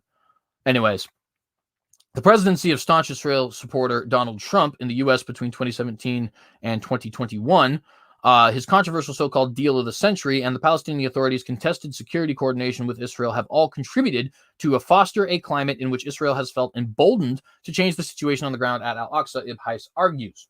I agree with that, but I also think that Israel is not actually properly understanding what they are going to have to give up for the right to have West Jerusalem as their capital and for the right to have peace with so many different Arab nations. It's going to come at the cost of the old city. And maybe they already do know that. Maybe to an extent, Netanyahu is already firmly aware of this. After all, he did meet frequently with Mohammed bin Salman, the crown prince of Israel, Saudi Arabia, and the effective ruler of Saudi Arabia. He has met frequently with President Vladimir Putin. He has met frequently with President Emmanuel Macron, Prime Minister Angela Merkel, Pope Francis, Donald Trump, right? And he often meets in secret, right? So it is entirely possible that he's firmly aware of the fact that he's going to have to give up rights to the old city. I don't think he's firmly aware of the fact that he'll have to give up rights to East Jerusalem, but that's coming. I firmly believe that will be coming, and I think it's going to take the Israelis by surprise, but nonetheless. For Ibn Heiss, the move comes as Third Temple activists have increased their political influence in the Israeli parliament and the government, as Israel has witnessed 4 elections in the span of 2 years, and we're going to talk actually about that next Friday. So give a little endorsement to our next Friday episode, or this coming Friday, I should say. Quote, Benjamin Netanyahu's alliance with the religious Zionist Party, which is formed under his auspices, confirms that Netanyahu sees in these groups his salvation in order to stay in power and to escape corruption trials awaiting him, end quote, he noted. With Netanyahu's political survival dependent on his far-right religious allies, which, again, that portion is true. There is persecution of Karaite and Messianic Jews in Israel today as a result of that, right? But nonetheless, with Netanyahu's political survival dependent on his far-right religious allies, the fate of Al-Aqsa hangs in the balance as the premier seeks to form a coalition government.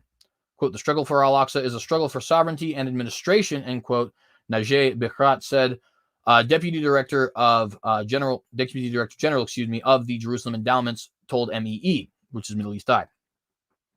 Quote, the occupation wants to have a sacred right in Al-Aqsa and they call it the occupation, obviously. That's because they believe Israel doesn't have a right to exist. I do believe Israel has a right to exist. So that particular portion of the article, again, I want to stress, I do not agree with. The occupation wants to have a sacred right in Al-Aqsa through continuous attempts to climb, attack, and weaken the Jordanian role on one hand, and by preventing Palestinians by all means from accessing the mosque through policies of isolation, fragmentation, and instant monitoring of everything that is happening in and around Al-Aqsa, end quote.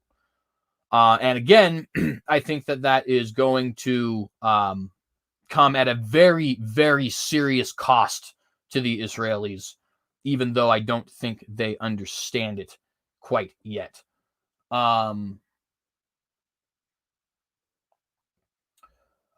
So the next thing I want to look at is an article that is sort of related to that. We're not going to go too deep into this. Well, I actually just clicked on the 2 wrong ones. We're going to act because the two things I just clicked on, we're not going to go too deep into, but this article is the last article I want to read entirely. So, and this is more weirdness around the Temple Mount. Netanyahu said to this from the Times of Israel, by the way, not a biased source against Israel, right? So just pointing that out, we just read a biased source against Israel. Now we're going to read one that is not biased against Israel, but is actually biased for Israel. Netanyahu said, but by the way, still official. This is the largest newspaper in Israel, but nonetheless, Netanyahu said to curb Temple Mount access and deal with ultra-conservative rabbi. Huh. That sounds like a little bit of a contradiction. Did we read that right? Netanyahu said to curb Temple Mount access and deal with ultra-conservative rabbi. I guess we did read that right. Activists pushing for Jewish access to Jerusalem Holy Site claim recent closure to Jews came in exchange for Rabbi Tzvi Tau's support for government backed by, you ready for this? Islamist Ra'am Party. Activists pushing for Jewish access to Jerusalem Holy Site claim recent closure to Jews came in exchange for Rabbi Tzvi Tau's support for government-backed Islamist Ra'am Party. This was published today, by the way. Prime Minister Benjamin Netanyahu allegedly agreed to temporarily curb the entrance of Jews to Jerusalem's Temple Mount holy site to appease an ultra-conservative rabbi and convince him to publicly back a government propped up by the Islamist Ra'am Party, according to a report Wednesday.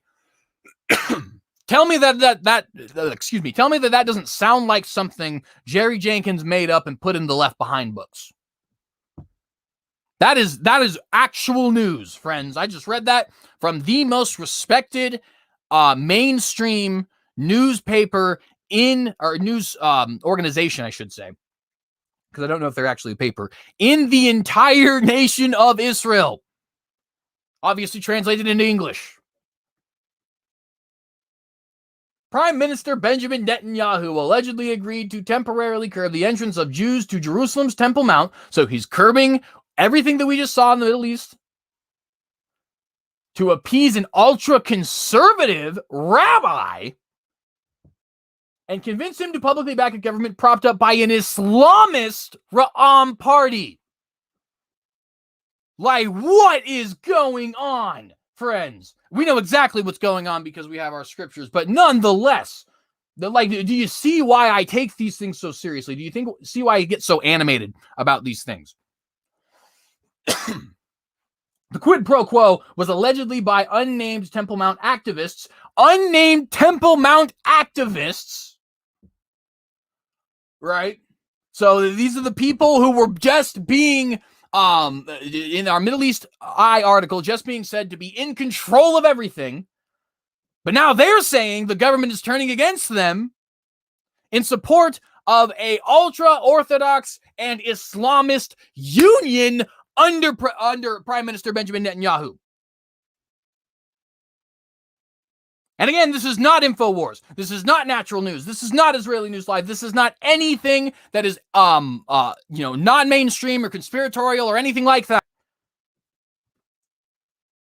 I mean,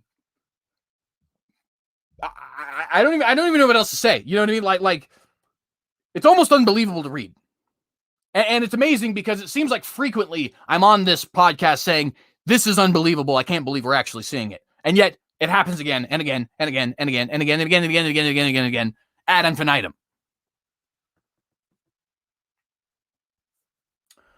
They spoke to Yedioth Aharonoth daily, and that's where they made this alleged they made this allegation rather. Oh shoot, there's an ad playing here. I hope you guys can't hear that ad. I know sometimes it will.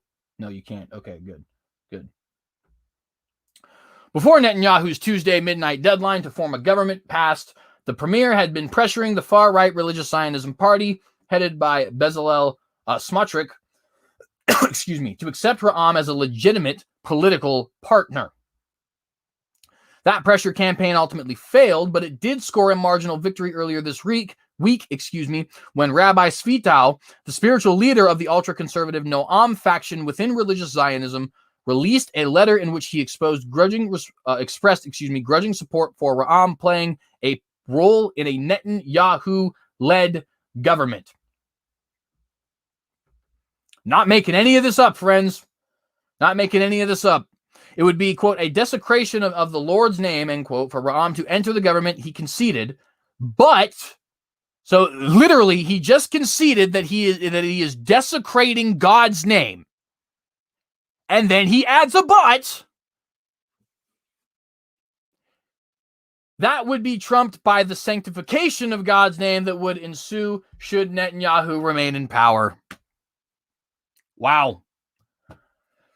See, we have to blaspheme and condemn and go around God's word so that we can keep God's word and sanctify his holy name by virtue of our Messiah, Benjamin Netanyahu, staying in power for, the next 25 freaking years, because this man has been in power since the 1990s, right? And by the way, for all you people who are sitting out there being Bibi Netanyahu worshipers, I'm here to tell you the man's a fraud and a crook. Okay? There was a time when he was the defender of Israel. That time is a decade past at this point. The man is a crook.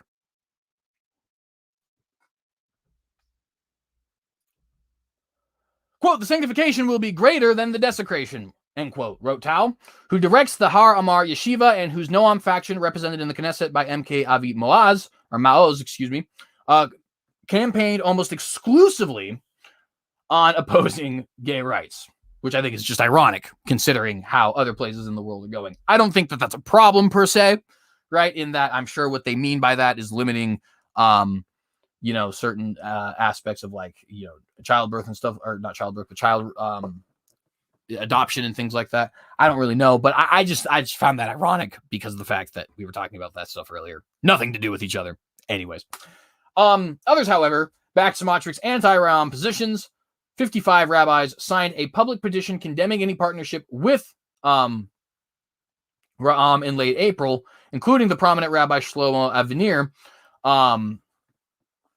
or Aviner, however you say that, and the very same Tao who would later publicly support it. So he's apparently a turncoat, or at least has changed his mind. Wednesday's report offered a reason for Tao's sudden shift. Tao and Noam staunchly opposed the entry of Jews to the Temple Mount, the holiest site in Jerusalem, due to its holiness. Many Orthodox rabbis forbid the pilgrimage,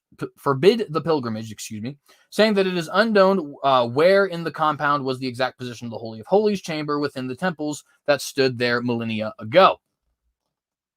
A growing number of rabbis have been breaking with that stance in recent years, saying that Jews can freely tour the Temple Mount except for the upper plaza that today houses the Dome of the Rock. Which, of course, wouldn't that be rather coincidental, considering that if you did build a second temple, you would want it to be parallel of the Dome of the Rock under the Temple Mount Institute plan. Nonetheless, organizations promoting and facilitating Jewish tours of the site have grown significantly over the past decade, and Tao has led struggles against the mainstreaming of those groups and their views. Is that going to end up happening? You can guarantee not. You can already see the compromise brewing, right? And that the Temple Mount, we could build this third temple, the Temple Mount Institute, right? We can build this third temple, but it's not in the place where you say we can't be. And, it's like this general compromise position that everybody eventually is over a long period of time chipped away into being in. The sources claim that a senior associate of Tao admitted to them that the rabbi's office conveyed a message that he wants Jewish access to the Temple Mount curbed. And I firmly believe that this is going to result in the exact opposite, but Tao probably does not know that. And it's unfortunate for him, I guess.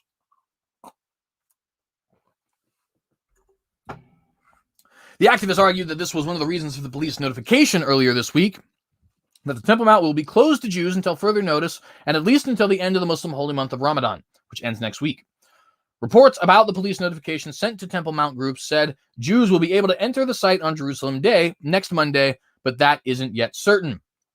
In other words, he just backed this Islamist party, got some unity between the ultra-Orthodox Jews and the Islamists, and yet the only thing he even got out of it was the barring of Jews for literally a week or two, right? Not anything very important there. Quote, Netanyahu was harming Israel's sovereignty, end quote, one of the activists told Yedioth. Quote, if after so many years of the government insisting that the Temple Mount remain open on Jerusalem Day, it will be closed, it will be remembered in dreadful disgrace, and all for the political deal, end quote. And of course, I have certain levels of agreement to that, as I've already voiced. The Prime Minister's office and MK Maoz both denied such a deal exists. Police said a decision would be made in real time whether to allow Jews to visit the Temple Mount on Jerusalem Day based on security considerations. And of course, they would deny that such a deal would exist. That doesn't now the fact that really you can't take anything from the denial, right? Because if they're innocent, then of course they would deny. But also if they're guilty of this, then of course they would deny, right? So unfortunately, you just kind of can't take that statement for any more than their statement, right? One way or the other.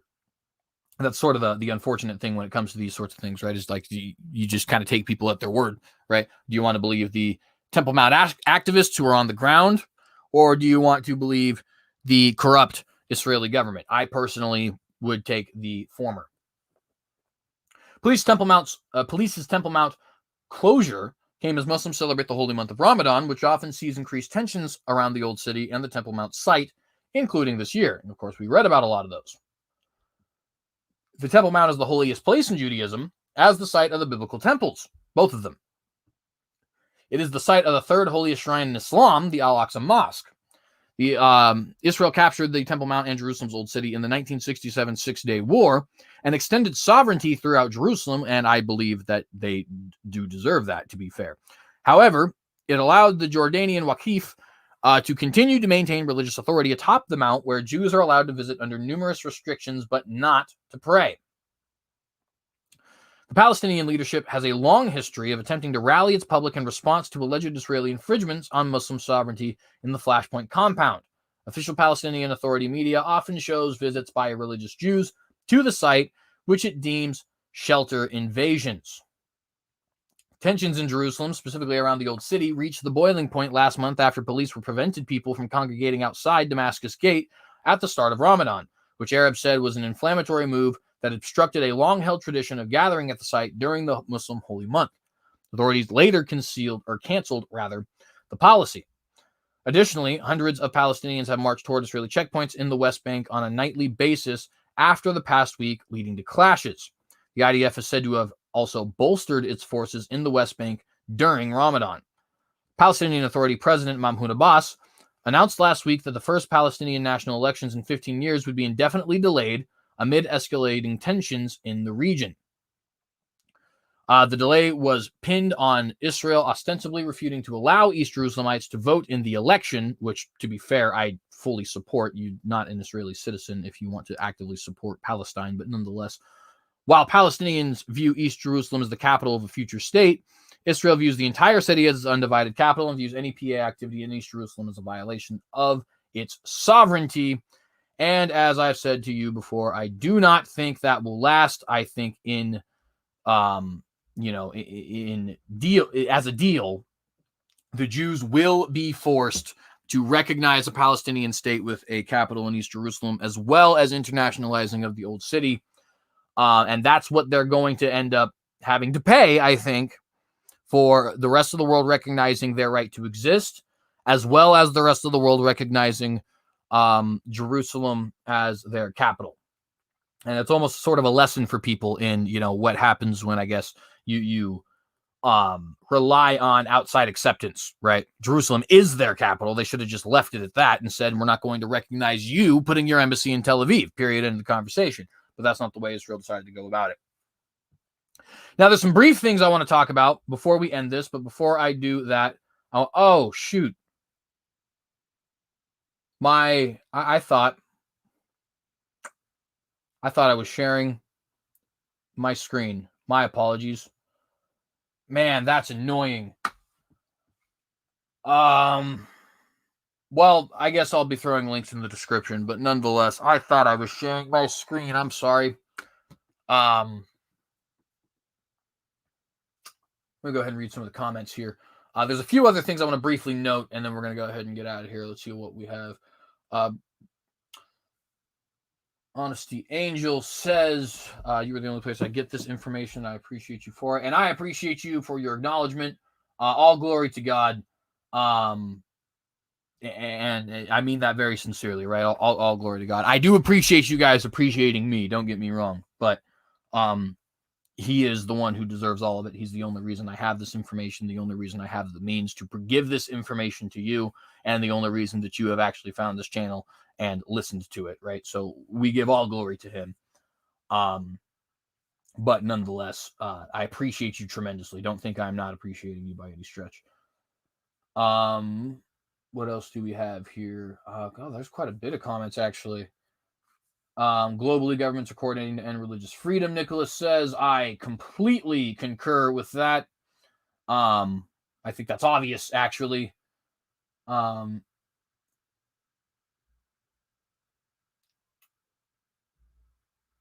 But let's see.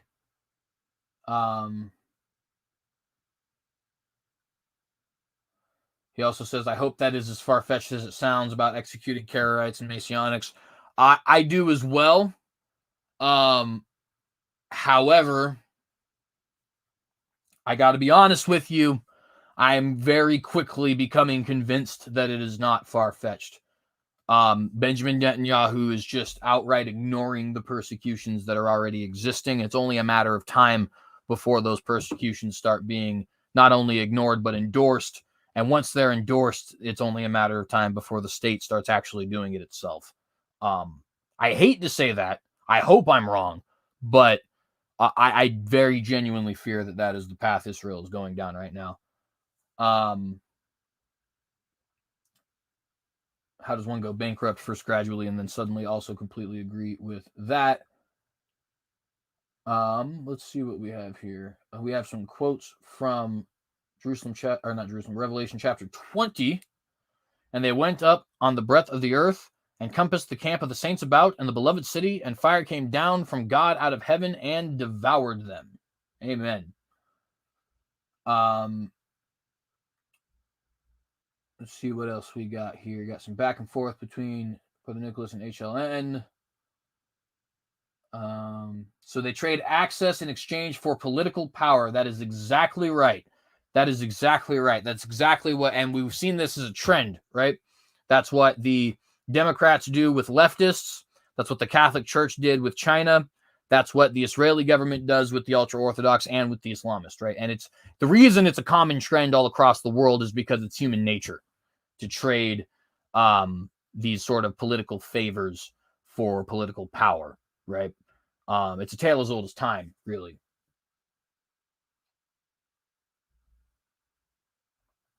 Brother Nicholas says, I thought about the screen share and didn't speak up. Well, that's okay. That's not actually your your duty, but I do appreciate you. Actually, while I am here, I should give you, because I just remembered this is a new channel, so you don't have mod abilities. So I'm gonna go ahead and give you mod abilities. So go ahead and drop that right now. And then also, so you ask, what about never forget and never again? They can't murder Karaites and Messianics without being as the Nazis were. And the thing is, brother, I completely agree with that. And in fact, there was a rabbi, Meir Kahana, who would have said the exact same thing, who many of these people actually claim to be the political descendants of. Meir Kahana he very famously said, under no circumstances do Jews kill Jews. I don't want any civil war whatsoever. I don't want any fighting between Jews whatsoever. To the point of he was even willing to forego his potentially religious system of government he wanted to set up if the Jews chose not to elect him, because he felt that the Jews not only had the right to self-determination, but that he couldn't force himself upon them. And he often said to people, look, if I get my system of government, we're not persecuting the Reform, the Conservative, the Karaite, the Messianic, all that kind of stuff, right? Unfortunately, though, when Kahana died, that ceased to be a thing in his movement. And it became much more tribalistic at that point. as far as being sectarian in the Jewish faith. And so while I agree with you that it's very, very contradictory, paradoxical, hypocritical, evil, all of these different things, unfortunately, these people don't tend to agree, it seems. And like I said, they're already persecuting them to this day, right? It's happening right now. It's happening at the grassroots level at this point, right? It's happening where it's just ultra-Orthodox Jews who go out and persecute Karaites and Messianics, and the state does basically just ignores it, is what happens, right? It's not that they endorse it, it's not that they perpetrate it, but they just ignore it, right? And that's the first step. The next step is them endorsing it. The step after that is them perpetrating it, right? And again, I could be wrong. I could very well be wrong. I hope I'm wrong. I pray I'm wrong. You should pray I'm wrong. Everybody should pray that I'm wrong here. But I got to just say how I see things going. And I think that is something that we very quickly could live to see in the state of Israel, especially if the Karaites and Messianics refuse to get on board with this sort of internationalization of the old city for globalistic religious purposes, which I have a very strong suspicion they will. Messianics because they are followers of Christ, and Karaites because I think Karaite Judaism is as close as you can be to Christianity without being a Christian, right? And I think that there is going to be a certain level of awakening within their ranks as a result of that. But nonetheless, there's one last thing I want to share with you guys. I am going to actually remember to share my screen this time. We are not going to read the entire articles on these, but there's some things that I want to let you guys know. Okay. So this was from 2018 from Christian Today. Red heifer born in Israel could herald rebuilding of the temple, Jewish group says. I'll just read briefly. The Temple Institute, which campaigns for the rebuilding of the temple on Temple Mount or Mount Moriah in Jerusalem, in what it says would be fulfillment of biblical prophecy, announced the birth last week on Facebook. Again, this was in 2018. You can see the heifer right there, right? Now, obviously, this heifer has not been sacrificed at this point in time. However, what does this prove? It proves that they're actively looking for it. They're actively looking for a red heifer without spot or blemish that they can sacrifice for a temple inauguration ceremony, and they have been at least since September 11th of 2018 when this article came out, right? So when we talk about there's going to be a future rebuilding of this temple, oh, you've got to be kidding me.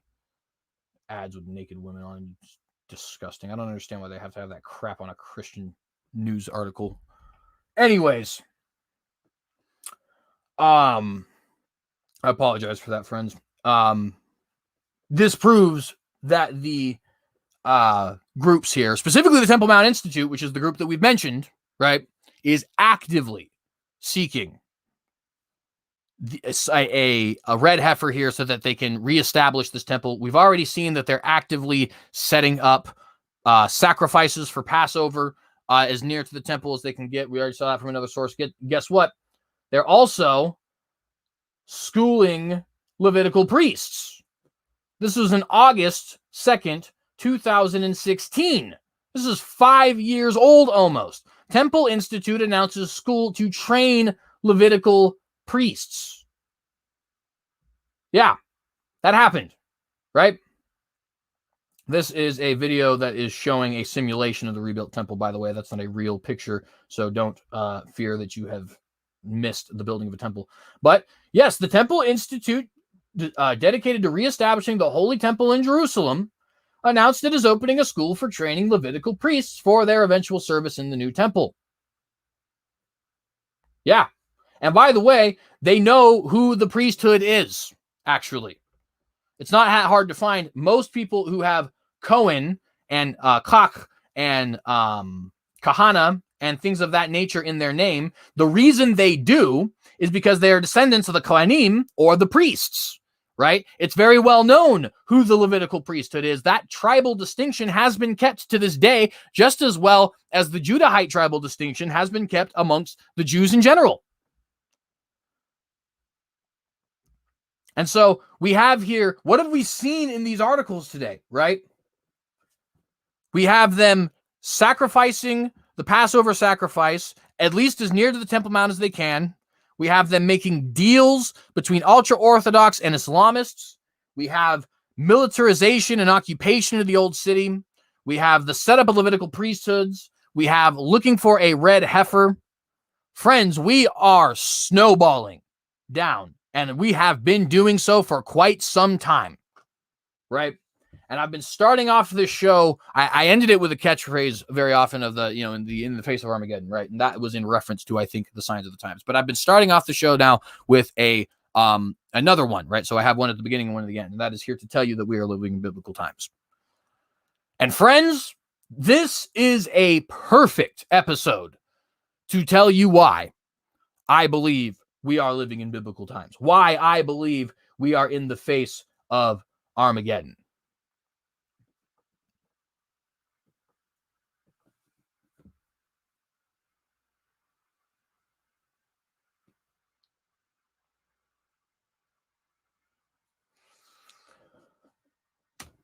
I mean, that's that, right? I mean, there's just not much else to say. To a certain extent, I'm just repeating myself at this point. But I hope you guys understand why I feel that this program is so important, why I feel that this information is so important, why I feel that this is something that we need to speak about and speak about vigilantly. And I appreciate all of you for being here and speaking vigilantly with me and listening to these things and sharing these things, getting them out to the different social media accounts that you frequent, because, I another thing that I say almost as a quip is, what good is a message without an audience to hear it? But friends, none of my quips are chosen on accident. What good is a message if no one will listen? And I appreciate you guys greatly for listening. So with that, we're going to go ahead and end the show here. It was about 2 hours long this time. I want to go ahead and thank you guys for watching. The best thing you can do for these videos is to watch as much of it as possible, because that helps tremendously with the algorithm and the videos being recommended. If you like this video, please do like, please do share, please consider subscribing to the Synagogue News so that you can get notified whenever we are posting these videos, and hit that bell so you actually get a notification the second we go live, and potentially even 30 minutes before we go live, if YouTube wants to cooperate with you, but not all the time does it. Also, please consider subscribing to our Rumble and BitChute accounts, where these videos are also posted. We will be eventually going live onto Rumble as well. These are alternative video streaming accounts, and we go by the same thing there, the Synagogue. I don't post my religious stuff there, just my political stuff, so I haven't specified with news. It's just Synagogue, but nonetheless. And there will be, I've been doing a terrible job with links, but I will be setting up today links in the description, not only to those things, but also to everything that we went towards, and also doing it to my previous videos as well. And if you guys feel that I am deserving of any level of career out of this, if you feel that this information is important enough for me to actually be deserving of a career out of this, please do consider supporting me financially. I did just drop the link to my Patreon in the live chat there, and I'm going to go ahead and drop the links to my Rumble and BitChute accounts in the live chat as well, so that you guys can get accumulated with that idea, or with that channel if you want, right? I appreciate you guys tremendously again. Yeah, that's basically all we've got at the moment. So I mean, I don't know. I was getting sort of shock out of these videos, just because it's amazing how many different things we're actually talking about here. But with that being said, shalom, friends. Thank you all. Before we leave, I want to say God bless you, and I have one question to ask. In the literal face of Armageddon, will you compromise?